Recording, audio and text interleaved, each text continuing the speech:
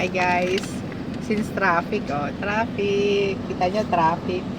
Kanina pa kami dito, mga 1 hour na. So, may tanong ka sa akin? Sige. Ayaw ko nang itanong. Kanina. Halimbawa ako, Hmm. may choice ka. Wala na akong choice. May choice pa ba ako sa buhay ko to? O sige, ano ang choice ko? Bibigyan ka na kung hanggang kailan mo gustong manatili Dito sa mundo? dito sa mundo. Ang Diyos lang nakakaalam kasi Kaya ng nga, ano nga, halimbawa nga, Pang Miss Universe ba ang tanong yan? halimbawa, If you will be given a mismong- chance. mismong si Lord na ang kausap mo sa Wow, halimbawa praise sa the Lord. panaginip, o God is so ikaw, good. anak, hanggang kailan mo gustong manatili dito sa mundong ibabaw? Kung ako po ay bibigyan mo ng pagkakataon at ako naman ay may silbi pa, ibig sabihin may purpose pa ako sa mundong ito, malakas pa, hindi ako silbihan, ako yung magsisilbi, may purpose pa, makakapag-share pa ng iyong Ilang salita. taon? At sabi nga yan, may bahagi ko pa yung aking kaalaman, may mga matutulungan pa ako, especially yung pagbabahagi ng salita ng Diyos, lalong-lalo na sa aking pamilya, sa aking mga anak, makasama ko pa sila. Siguro katulad, huwag naman katulad ng buhay ni Abraham. Tagal. 101 years, Lord? Why?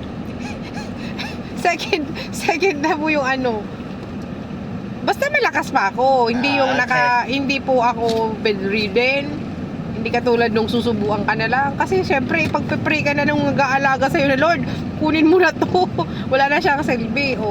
Kasi lahat naman ng tao, kapag may purpose pa dito sa mundo at may hangarin pa siyang makatulong, may hangarin pa siya, may mabuting puso pa siya, sabi nga niya,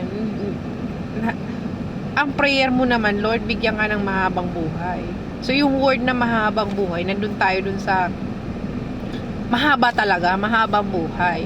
Ibig sabihin, may purpose ka pa. Pag wala ka na talagang purpose, yung nakahiga ka na nga lang, hindi ka na makakain, pero hindi ka pa kinukuha ni Lord, wala na. Kahit ikaw sa sarili mo, ang ipapanalangin mo na, Lord, kunin mo na ako. Ayokong mahirapan yung kasama ko sa buhay na naghihirap ng dahil sa akin. Hindi ka na rin makakapag-share nun. Sign language na lang. Pero kung malakas ka pa katulad ni Abraham kahit ang tanda na, di ba? Go ka. Mahabang buhay, Lord. Di ba? Pag-ingatan mo ko, tingnan mo si Brother Eddie, 80 plus na. Di ba? Ang lakas niya pa. He's preaching, he's sabi nga niyan, preaching the word of God. Nasagot ko ba yung tanong mo? Siyempre, kahit ikaw, kahit matanda na tayo, kung malakas pa tayong dalawa at meron pa tayong purpose sa mga anak natin, sa kapitbahay, pagbabahagi ng kaalaman, salita ng Diyos. At syempre, ang pinakang doon, yung Lord, wag mo kong kukunin na nasa point ako ng kasalanan, na hindi ko alam kung halimbawa nagagalit ka, nasa point ka ng hindi mo sinasadyang ganito at hindi ka makakapasok sa langit. Doon ka sa Lord, ano man na oras mo ako kunin, gusto ko Lord, nasa point ako na malinis ang aking puso, walang bahid ng anumang kasalanan, na haharap ako sa iyo, Lord, ito ako. Di ba? Papapasukin mo ako sa langit. Ang hirap nung ang haba naman ng buhay. Sige, nag-grant nga yung buhay mo, binigyan ka ni Lord ng mahabang buhay. Pero nung point na kukunin na kita, wala ka ng purpose dito sa lupa. Sumemplang ka pa. Sumemplang na nga. Diba, yung sumemplang ka pa, ibig sabihin, bumalik ka sa dating gawi mo. Makamundong bagay, gumagawa ka ng kasalanan, o naudyo ka na, nanonood ka ng kung anong pangit. Patingin nga niyan, anong pinaglalaroan nyo, instead na sinaway mo yung kabataan, na may nakita kang maling ginagawa nila, hindi mo sinaway, matanda ka na, kahit pa hindi ka nila sundin, at least na-i-voice out mo yung, mali ang ginagawa nyo, hindi yan tama. Ibig sabihin, hindi mo sila sinasang-ayunan. Ganun yon. Naintindihan mo ba? Wala naintindihan. Naintindihan mo. Kasi syempre, tayong mga tao na nilalang niya, hanggang hindi pa dumarating ang Panginoon, meron tayong mga bagay na ginagawa. Gusto natin kasama yung pamilya, asawa, mahal sa buhay.